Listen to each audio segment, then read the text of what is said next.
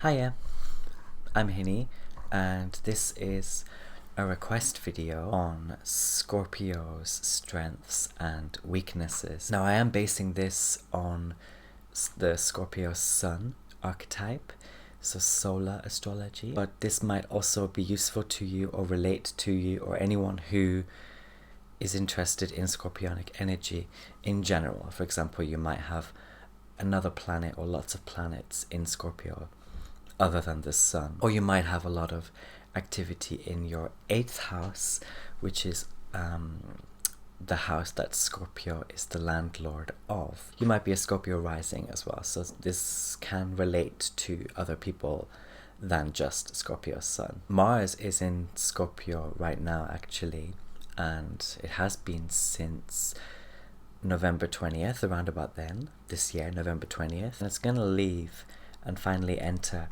the fire sign Sagittarius around January 3rd, 2020. So yes, we are going through this Mars in Scorpio transit as I make this video. So let's talk about the strengths then. So the strengths that I've written down for Scorpio, of course there can be many more than I've listed here, and this is just my kind of initial or more immediate jotting downs, whatever.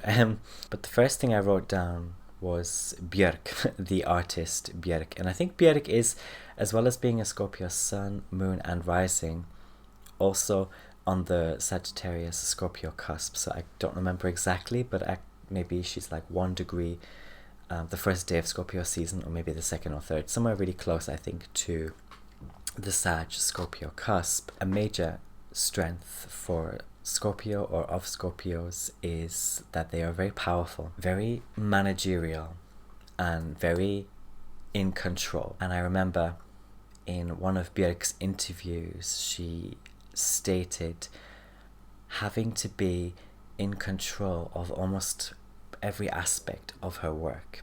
And to some people that might look obsessive or controlling. If you're an artist, a creative, you probably want what you put out, what you show, what you express to be as original or as close to the origins as possible. Because often I think, I write poetry. When you write something, or and then you share it with others, or you perform it, or you give it out, it already transforms in ways that you cannot control.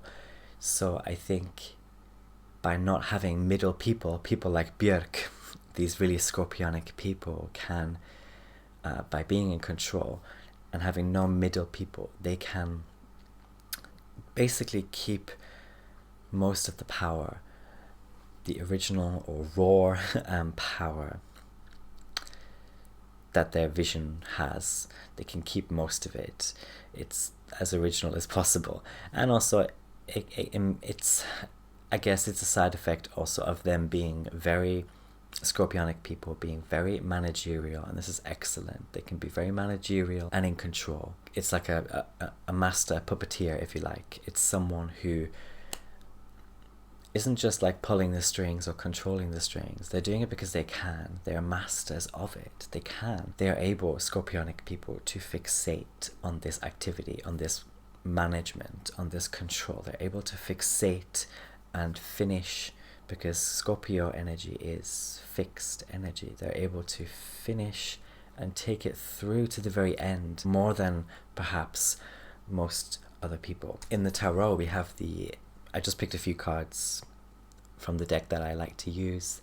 This is the Wild Unknown deck by Kim Krantz. But you can see here, this is the 8 of Pentacles card. Pentacles is actually earth, so it's not associated so much with scorpionic energy, but definitely the 8 is, and this image of the spider is, and the web here. And the 8 of Pentacles as a whole then can be, and I do often like to interpret it as a scorpionic card, resourcefulness. That's the next point that I have down. Resourcefulness, being able, I actually, one of my colleagues is a Gemini rising, and if you're Gemini rising, you quite likely have Scorpio in your 6th house. He's a colleague, and I like to ask people what their spirit animal is, or what they think their spirit animal would be, just off the top of their heads.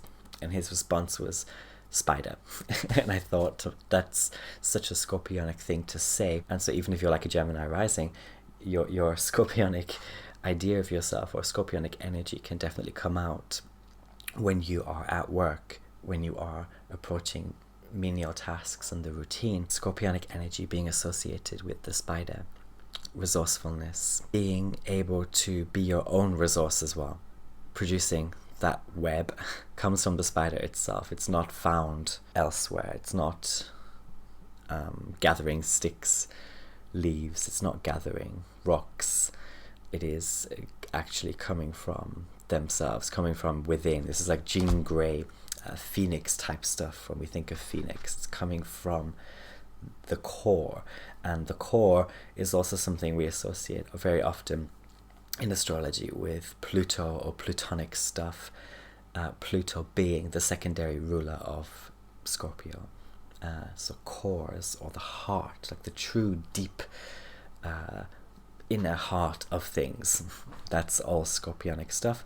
But going back to this point of resourcefulness, a key strength of Scorpios is their resourcefulness. Another point I have down is the loyalty. Scorpios are very loyal, very dependable, and very constant. And this really all comes from being a fixed energy in general. So fixed signs in general are going to be loyal, dependable, and constant. So that could be in terms of people, their relationships. It can be in terms of their causes, their initiatives, their dreams, their ideas, whatever it is.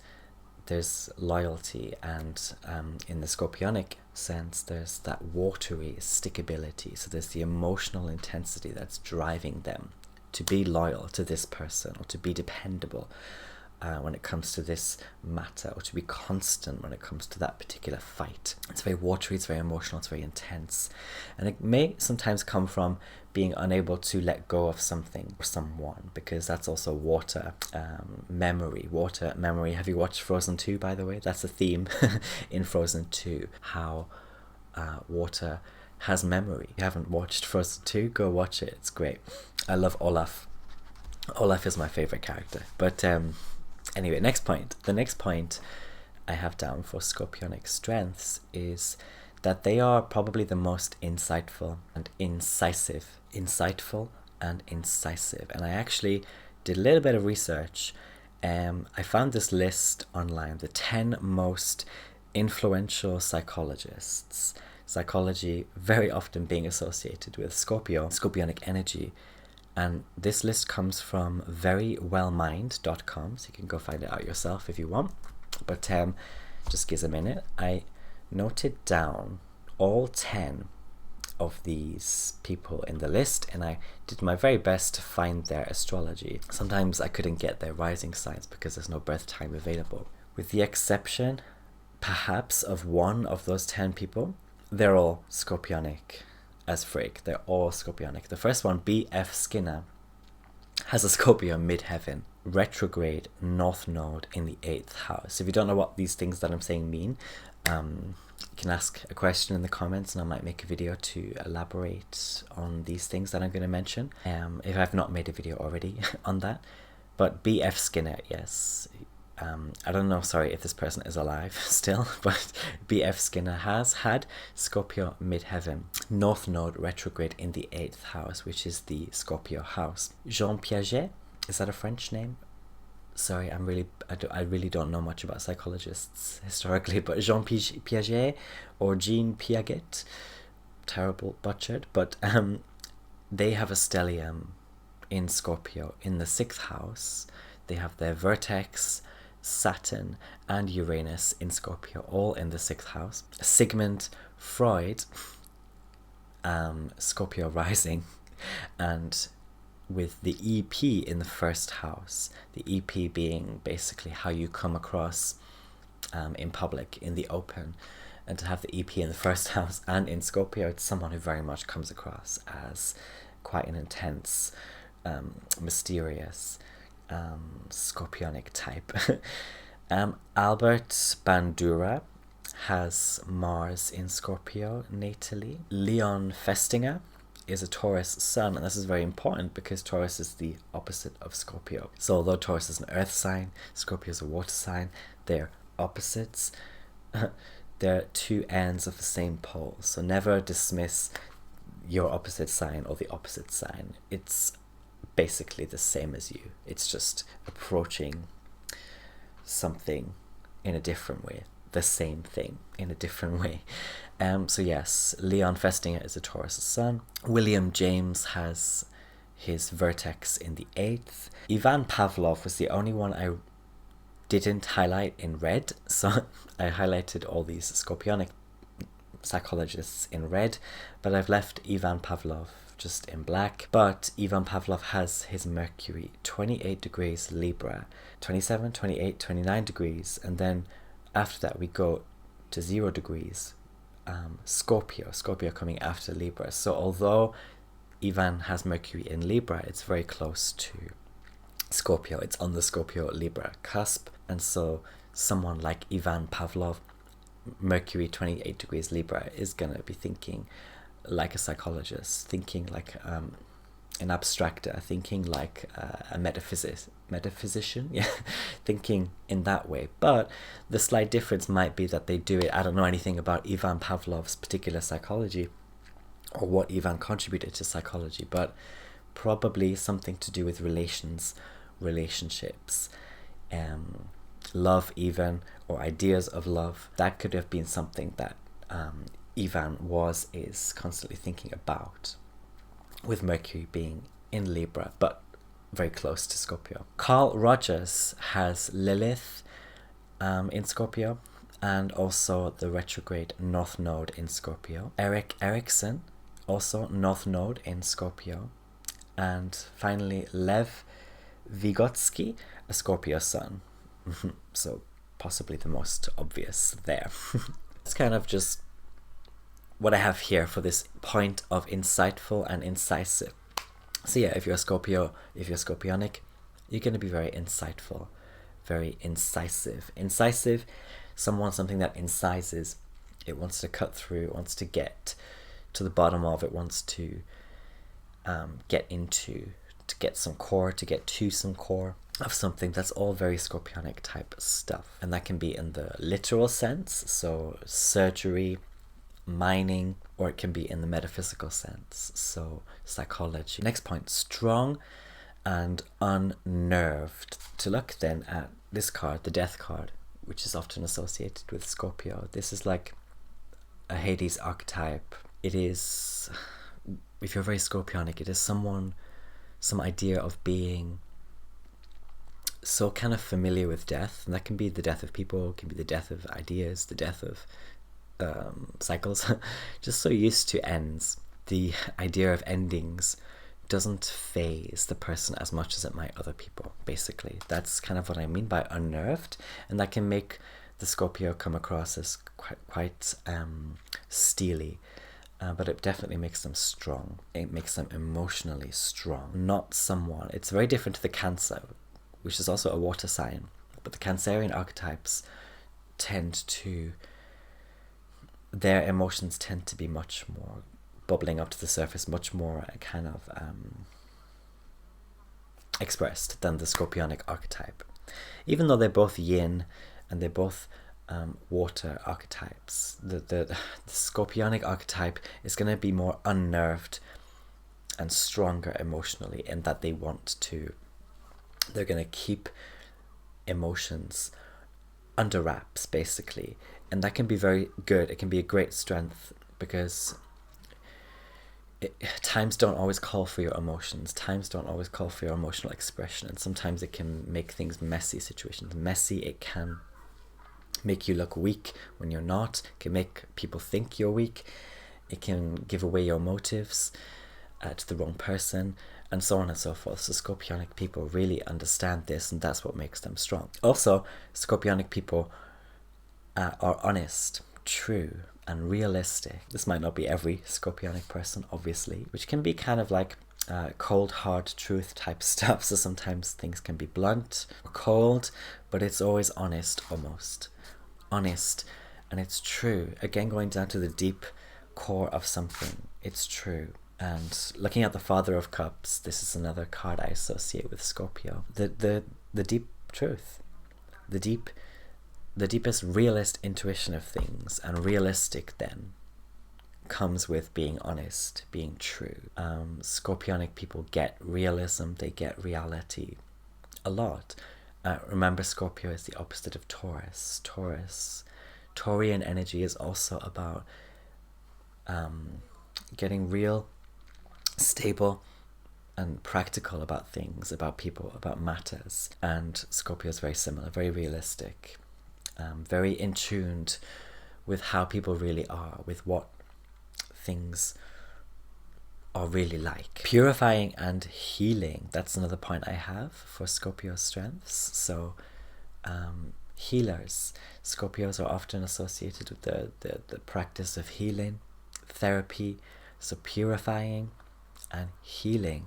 And this can come from being so familiar with death, and it can be important for a healer to not be so fazed by death if they are to help others overcome fears or help others get through experiences with death energy.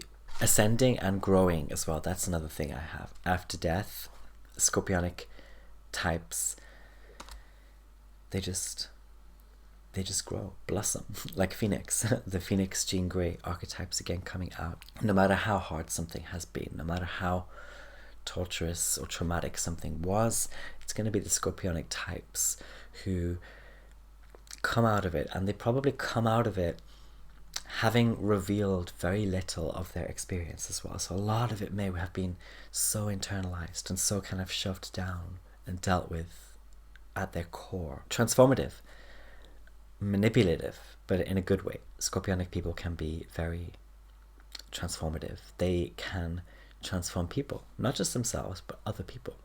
They can help other people get through cycles, ascend. They can do it in the actual realistic senses as well. So this can be through recycling, upcycling. I mentioned in one of my other Scorpio videos someone I met who I didn't think was a Scorpio at first, but then they told me what they do, and it was so Scorpionic. It was like turning old, neglected cars, or putting like scrap bits of cars all together to kind of refashion, to make 1930s, 40s, or whatever cars, to make them shiny and new and bright. Again, to bring something dead back to life. Also, though, manipulative in a good way. So I mentioned earlier that the Scorpionic archetype is that kind of puppet master, because they are just the best, I would say, at managing, at being in control, at pulling strings. And so they can be really good at manipulating people in situations so that conflicts are resolved, or so that resources are not lost, or so that something can be seen through to the end. So they can be very good at manipulating scenarios, people.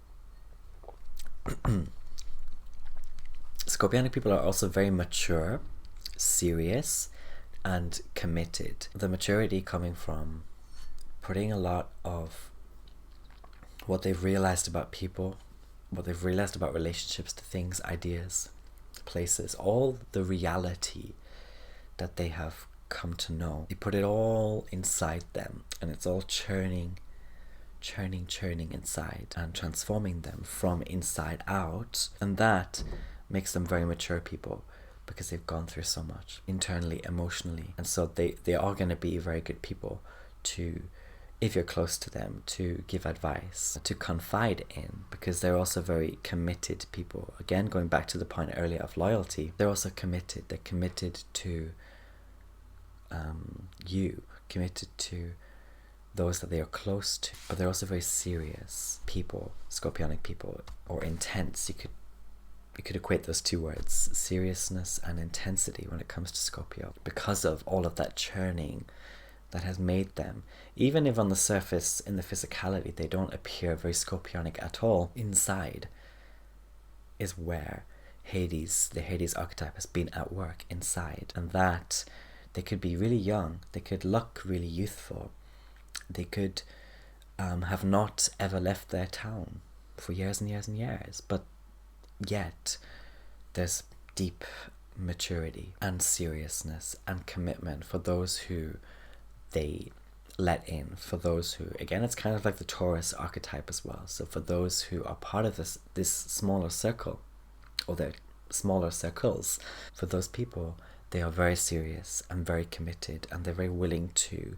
give that mature guidance, advice, or just show more to those people how they are actually deep down very mature people. Again, regardless of the physicality or regardless of the circumstantial matters. Final point for strength then is that Scorpionic people are very conservative and preserving. Kind of going back to the Eight of Pentacles.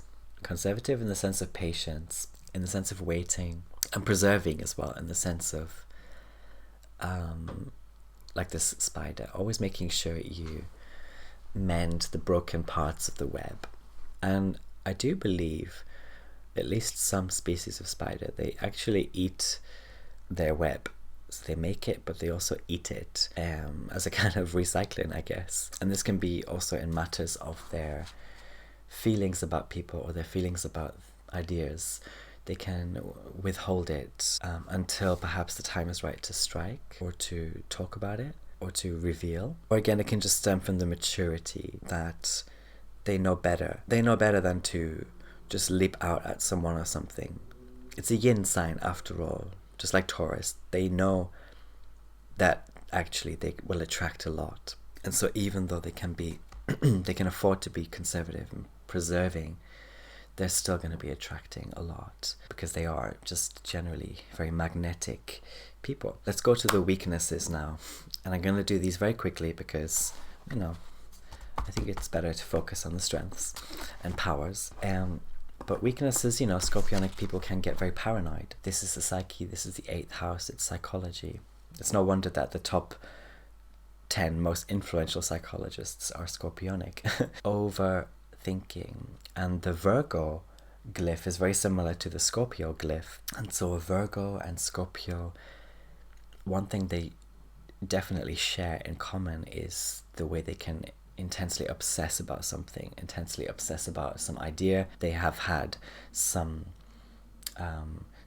that's not right, some detail out of place, and so that can lead them to spiral into over-analysis or obsession. And especially for Scorpio, it's very serious, and this can become actual clinical paranoia. They can be diagnosed with paranoia or something like this, because Scorpio, unlike Virgo, Scorpio is a fixed sign, so it's worse in some ways for Scorpios, because once they have an idea, they're going to fixate on it, and they're going to see it more intensely and obsessively to the very end. Another point, manipulative in a bad way, basically. The Scorpionic types can be manipulative in a bad way. They can do all the string pulling to make things go their way for some selfish purpose or for some toxic purpose or some sadistic purpose. Scorpionic people can also be very scornful or cynical. Again, if you're a Gemini rising and you have Scorpio in the 6th house, be careful, because if you work with Gemini rising people, they could have this scorn about them. Like everything they want to talk to you about at work is so scornful, so cynical, so critical. And it can really, if you're not ready for it, if you don't understand these colleagues, this person, it can really depress you. It can really knock you off focus, off target at work. Because remember, we're talking 6th house with Gemini rising for the most part. And so just be careful, be aware of that, because it's just Scorpio energy coming out. And in general, for Scorpio risings, that can be very much part of their worldview. Very, very cynical, very, very scornful. So there cannot be anything or anyone or any idea that can come before them without them having to say something like, well, I don't believe in it, or well, it's tainted, or well, this person has some ulterior motive, and they can be very much like that. Suspicious is another point. Yep, again, kind of like with the paranoia or with the cynicism, Scorpionic types can just be suspicious people. Even when there's no actual reason, there's no reality, but they're searching for the reality. Prying, Scorpionic people can be very prying, investigative. You know, Scorpios are often associated with professions like psychology, but also like investigation, like surgery, wanting to get into other people's business, but doing it in perhaps a sneaky, a roundabout way. Scorpionic people can also be very stubborn and unrelenting. This is more coming generally from their modality, which is being fixed. So fixed Scorpionic energy is just going to be really stubborn and unrelenting, but specific to Scorpio, it's in the water sense. So sorry, so in terms of how they feel about people, how they feel about things, or in terms of their memories, or in terms of grudges and stuff, they just will be so stubborn and unrelenting. Scorpionic people can also be very vengeful and petty. Revenge, you know, is often cited when we talk about Scorpio, but they really can. You know, the people who don't know themselves, the people who don't harness their power as well, they can be very incredibly vengeful and petty as well. Scorpionic people can also be very harsh and cruel. Remember, this is the Hades or the death archetype, relating to archetypes of hell, archetypes of punishment, archetypes of all these things that are not Taurian at all on the surface. Taurian stuff is like sensuality and cuteness and aesthetics and comfort, right? And then the opposite Scorpionic archetype is like, no, it's the bones, it's the ugly, it's the real, it's the dirt. And Scorpionic people can treat people in this kind of way that is very harsh or ugly or very cruel, just cruel. It's not beautiful, just not nice.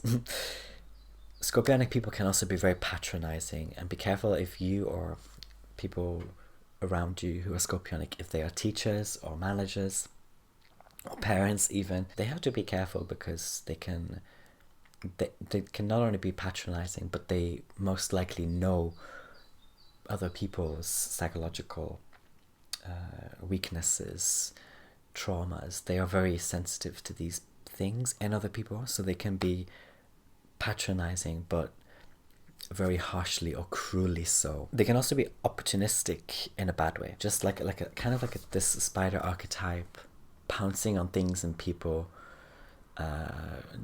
just because it's come along. And this can make Scorpionic people cheat. It can make Scorpionic people steal. It can make them steal opportunities from others, especially if there's some kind of behind the scenes element, because Scorpio, the 8th house, is to do with the occult, is to do with anything that's hidden, behind curtains, behind doors, behind facts, known facts, all those things. If there's any kind of element like that and an opportunity, these kind of more negative Scorpionic people are much more likely to jump in there basically and take something for themselves, because they could also get a kind of thrill, an emotional kind of nurturing almost from it. Finally, Scorpionic people can just be plain destructive. The ruler of Scorpio is Mars, just like with Aries, and so this is fire, this is destruction, but in the Scorpionic sense, it is doing it all in an internal way. So rather than perhaps destroying others or destroying other things, other ideas, what possibly makes Scorpios most weak is that they destroy themselves so easily. They can destroy and unravel themselves from inside out so easily, because they have this destructive tendency. But it's Martian, but it's Mars in a yin archetype, and a yin archetype is always passive, receiving, unassuming, but you're putting Mars there, and so Mars has nothing else to do but to fight internally, to burn and to destroy internally. And so if there's nothing there to protect, to withstand all that destruction, it can just be plain self destructive tendencies for the Scorpionic person. Yeah, so that is this little video on strengths and weaknesses for Scorpio. I will be back very soon with another video. Thank you for watching, and I'll see you next time. Love you.